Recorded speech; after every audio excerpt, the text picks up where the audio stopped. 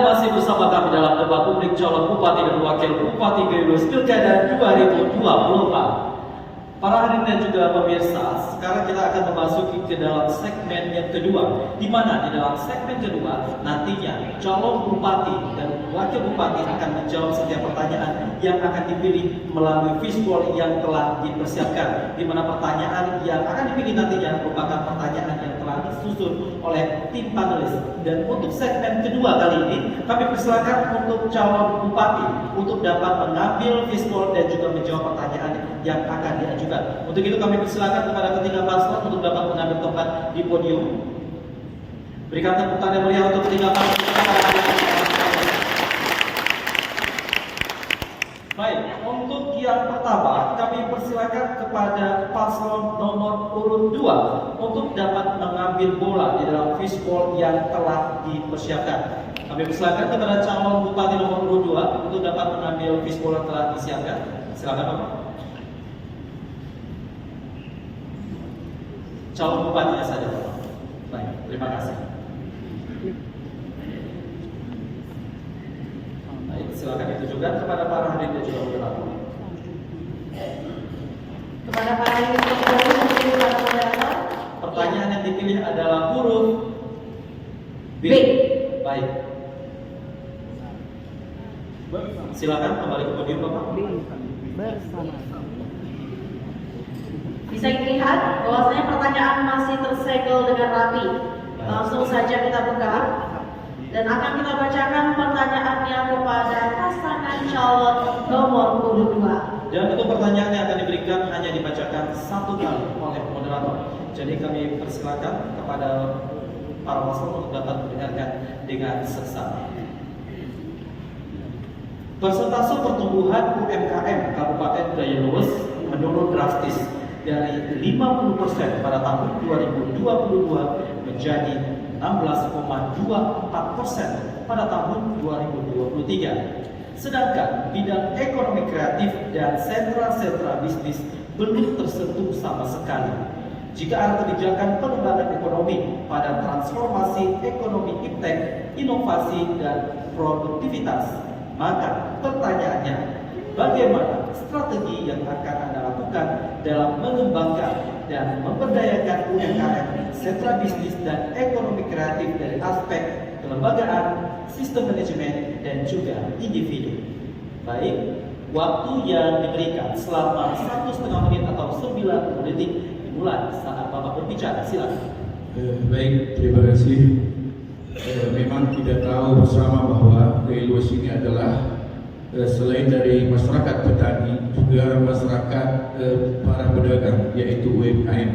Dan kita menyadari bahwa selama ini masih kurang tersentuh oleh pemerintah pelaku-pelaku UMKM yang ada di Kabupaten Gayo Lues ini. Untuk itu, ke depan perlu kita penertiban UMKM, kemudian memberikan bantuan pembiayaan dari pemerintah daerah untuk mereka meningkatkan ekonomi masyarakat. Dari segi kebijakan daerahnya, tentunya kita harus melakukan lobby ke pemerintah provinsi dan pemerintah pusat untuk meningkatkan PAD daerah Kabupaten Gayo Lues, sehingga pembiayaan yang ada di Kabupaten Gayo Lues ini itu nantinya bisa kita manfaatkan untuk peningkatan UMKM di Kabupaten Gayo Lues, dengan tujuannya adalah untuk kesejahteraan masyarakat Kabupaten Gayo Lues. Di samping itu juga, selain pembiayaan penyertaan modal pada pelaku UMKM kita juga harus memberikan pelatihan. Selama ini para pelaku UMKM kita tidak tersentuh dengan pelatihan bimbingan teknis, sehingga mereka kalah bersaing, tidak mampu bersaing dengan pelaku-pelaku yang masuk ke Kabupaten Gayo Lues. Untuk itu ke depan ini semua akan kita lakukan perbaikan.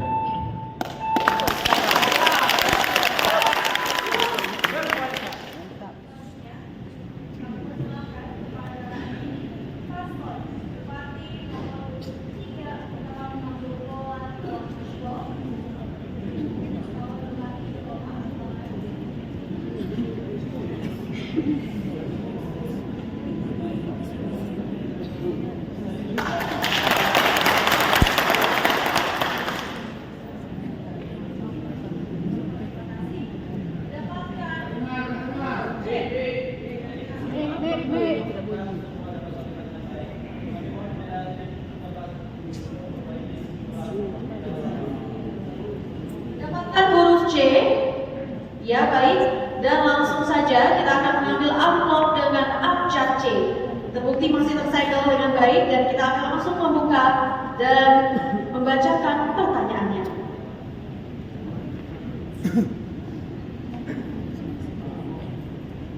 Baik, pertanyaan untuk paslon 03. Untuk menciptakan sistem pemerintahan yang harmonis, perlu kembali mengintegrasikan nilai-nilai saraf otak. Nilai-nilai saraf otak yakni ingat, atur, resam, peraturan, yang menempatkan seseorang sesuai dengan kapasitasnya dalam struktur jema otak, yaitu sudara, ulang tur, pegaul, dan juga pengundur. Pertanyaannya, bagaimana kebijakan inklusif dan rencana aksi Anda dalam menempatkan seseorang pada jabatan di pemerintahan, meskipun berbeda pandangan politik dan keragaman lainnya? Waktu yang diberikan adalah 90 detik, dimulai dari Anda berbicara. Terima kasih. Menurut pandangan kami, apabila nanti diizinkan oleh Allah kami menjadi pimpinan ataupun pemimpin di Kabupaten Gaylues, maka kami pasti akan menempatkan sesuai ataupun tupoksinya masing-masing, tidak terlepas dia itu dari pendukung lain. Karena tanpa kerjasama yang baik, tanpa pemikiran-pemikiran yang maksimal, Gaylues tidak mungkin maju ke depannya.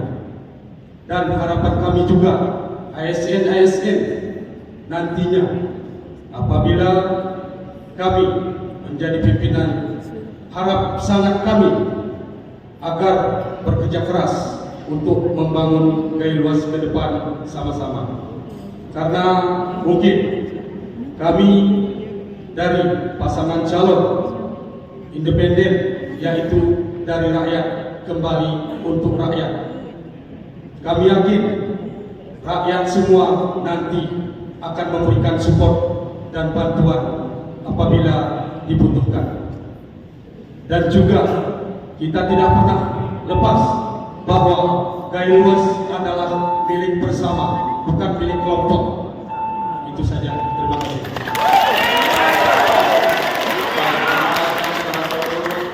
Untuk dapat dalam sementara waktu, kita akan lanjutkan debat kali ini. Kita persilakan kepada calon nomor urut 1 untuk dapat mengambil visual yang telah disiapkan. Silakan. Baik, mohon diperlihatkan ke hadirin dan juga ke moderator. Huruf yang dipilih adalah huruf D. Terima kasih Bapak. Abjad yang dipilih adalah abjad D. Dan langsung amplop yang tersegel akan dibuka dan dibacakan pertanyaannya.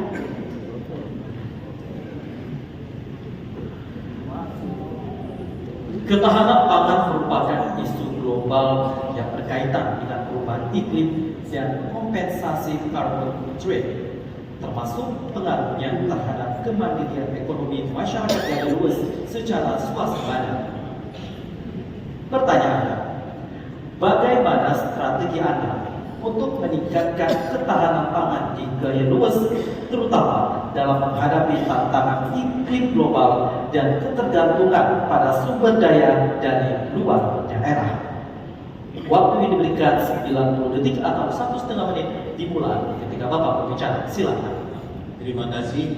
Menyangkut masalah ketahanan pangan, sebagaimana kita ketahui jumlah penduduk di Kabupaten Gaylues 104.000 kurang, dan capaian luasan sawah di Gaylues hanya berkisar di angka 4.000. Tentu yang pertama menjaga kelestarian sawah untuk menghindari pembangunan pemukiman, dan juga yang kedua kita punya lahan, baik itu lahan trade yang kita bisa tanam sawah lada. Menyangkut masalah ketahanan pangan ini harus bersinergi, yaitu antara lintas sektoral, bukan saja dinas pertanian, tetapi juga para stakeholder lainnya dalam rangka ketahanan pangan di Kabupaten Gaylues.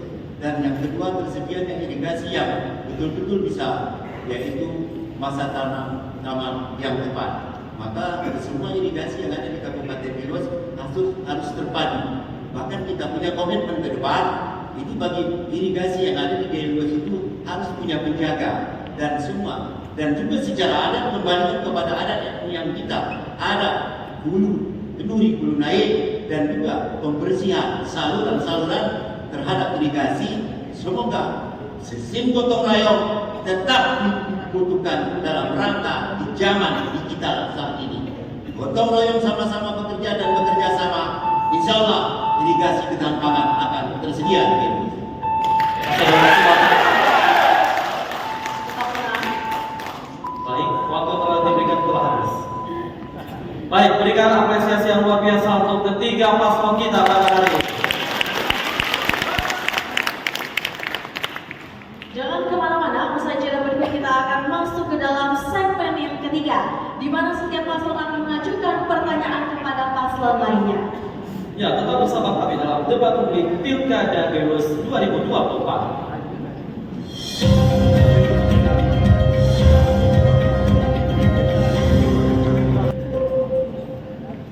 Anda kembali bersama kami dalam debat publik calon bupati dan wakil bupati Brebes Pilkada 2024. Baik Bapak Ibu sekalian, selanjutnya kita akan memasuki ke dalam segmen yang ketiga, sama seperti segmen kedua, di mana setiap paslon akan menjawab pertanyaan yang telah disiapkan oleh panelis dengan mengambil visual yang telah dipersiapkan. Namun pada segmen ketiga kali ini kami akan mempersilahkan kepada setiap wakil calon bupati untuk mengambil bola pilihan dan juga menjawab pertanyaan. Namun kami juga mempersilahkan kepada calon bupati untuk menambahkan jika waktu yang tersedia masih ada. Baik Bapak Ibu hadirin yang berbahagia, kita akan masuki segmen yang ketiga, di mana pada pendalaman visi misi serta program kerja masing-masing pasangan calon dengan subtema pelayanan publik dan kebijakan penanganan masalah sosial. Baik, untuk itu kami persilakan kembali kepada seluruh paslon untuk dapat mengambil tempat di podium. Baik, untuk yang pertama kami persilakan kepada paslon nomor urut 3 atau calon wakil bupati nomor urut 3 untuk dapat mengambil bola abjad yang tersedia dan menunjukkannya kepada audiens serta penonton. Dipersilakan Bapak agar mengambil bola dan menunjukkannya kepada audiens dan moderator.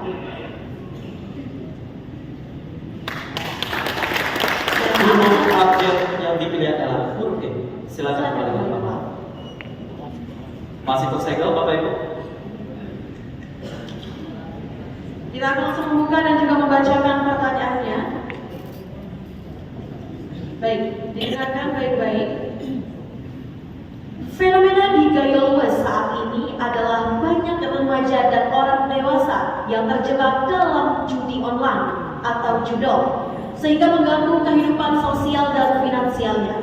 Selain itu, adanya pinjaman online atau pinjol yang berdampak pada penyakit masyarakat seperti pencurian dan lain-lain yang bertentangan dengan syariat Islam.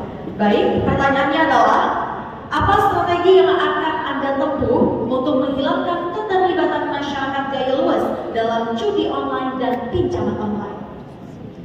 Dimengerti Bapak? Dan waktu yang diberikan adalah 90 detik dimulai dari Bapak berbicara.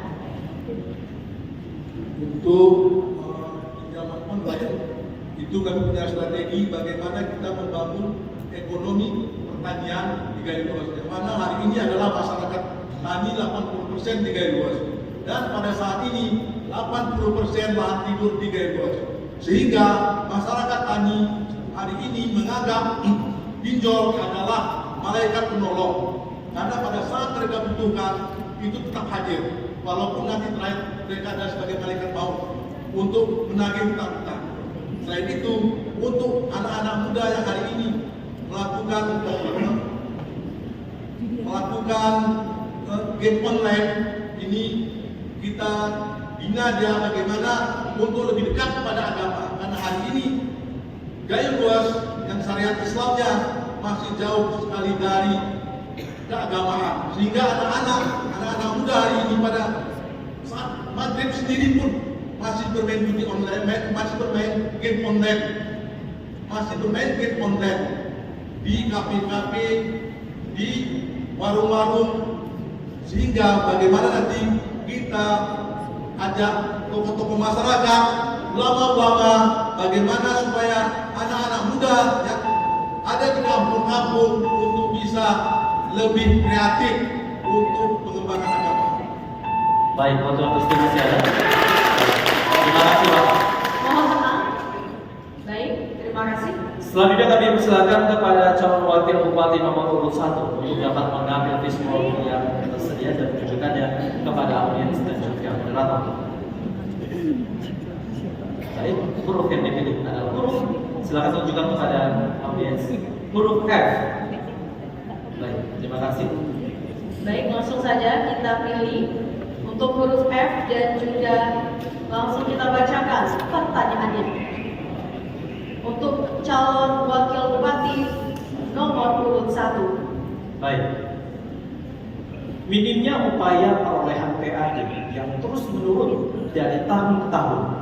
Pada tahun 2022, 64,06 miliar rupiah. 2023, 57,85 miliar rupiah. Dan di sisi lain, adanya kebijakan pusat tentang pengurangan dana pertimbangan atau transfer dari 778,76 miliar rupiah tahun 2023 dan berkurang menjadi 776,27 miliar rupiah pada tahun 2024. Di saat bersamaan, muncul pula kebijakan pemerintah pusat tentang mandatory spending dengan alokasi minimal 20% untuk pendidikan, 40% untuk infrastruktur, dan paling tinggi 30% untuk belanja pegawai.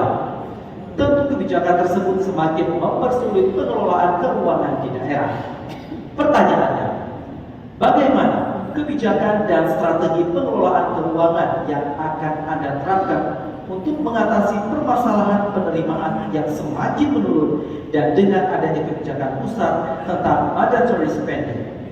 Baik, Bapak, waktu yang diberikan 1,5 menit atau 9 detik dimulai. Ketika Bapak berbicara, silakan. Baik, dengan sesuaikan dengan anggaran, melakukan pendaftaran ulang terhadap wajib pajak.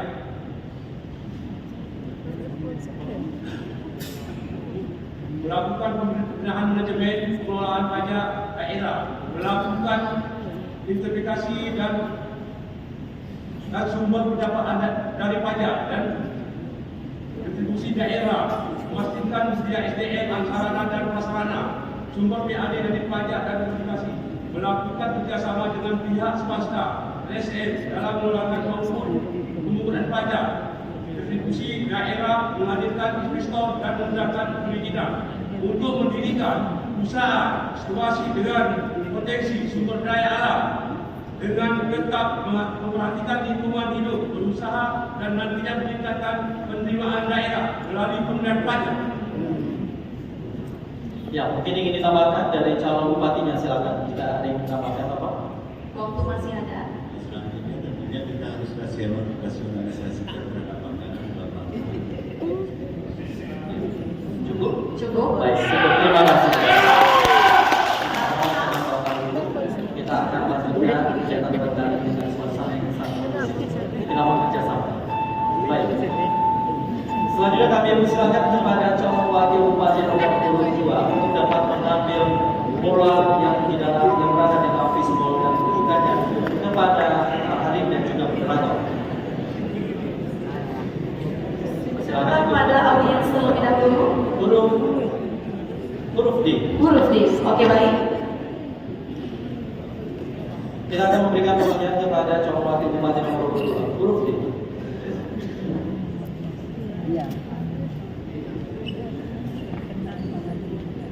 Mohon didengarkan baik-baik. Untuk calon wakil bupati nomor urut 2, belum optimalnya pelaksanaan dan tujuan syarat Islam di Gayo West, terutama dalam memperkuat identitas keislaman, menjaga moralitas dan akhlak, meningkatkan kesejahteraan masyarakat, menegakkan keadilan hukum, melestarikan budaya dan adat yang Islami, serta meningkatkan ketertiban sosial. Pertanyaannya, Bapak, bagaimana strategi Anda dalam memaksimalkan penerapan nilai-nilai kearifan lokal, Sumang Gayo, dan percepatan perwujudan tujuan syariat Islam? Waktu yang diberikan selama 90 detik dimulai dari Bapak berbicara. Terima kasih. Untuk mewujudkan saya Islam di Gaya Lurus, kami punya program unggulan yaitu kami akan bekerja sama dengan dayak yang ada di Kabupaten Gaya Lurus ini. Kemudian kami akan memfasilitasi sesuai kanun nomor 7 yang ada di Aceh. Ini akan kami terapkan di Kabupaten Gaya Lurus ini sehingga guru-guru yang ada di pesantren, yang ada di Huda ini dapat kami rangkul semuanya. Dan inilah salah satu untuk memberdayakan untuk peningkatan syariat Islam. Kemudian untuk penegakan di kampung ataupun di desa ini perlu memang dari kita pengawasan. Pengawasan ini akan kami berdayakan terutama WH-WH yang ada sekarang ini. Kalau memang ini kurang akan kami tambah di kemudian hari. Dan ini merupakan tugas dan wewenang dari pemerintah daerah memang untuk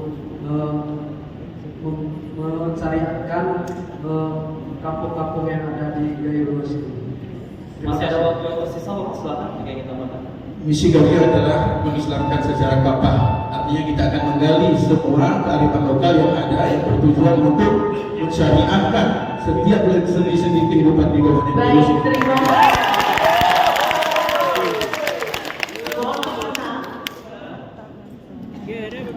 Ya, itu dia tadi adalah jawaban calon wakil Bupati Gaya Lurus Pilkada 2024.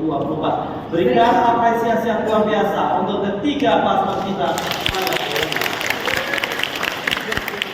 Baik, pemirsa sekalian, para hadirin dan juga pemirsa di rumah, sesaat lagi kita akan memasuki ke dalam segmen keempat, di mana di dalam segmen 4 ini setiap paslon akan saling melempar pertanyaan kepada paslon lainnya. Untuk itu jangan tetap bersama kami dalam debat publik calon bupati dan wakil Bupati Gaya Lurus Pilkada 2024.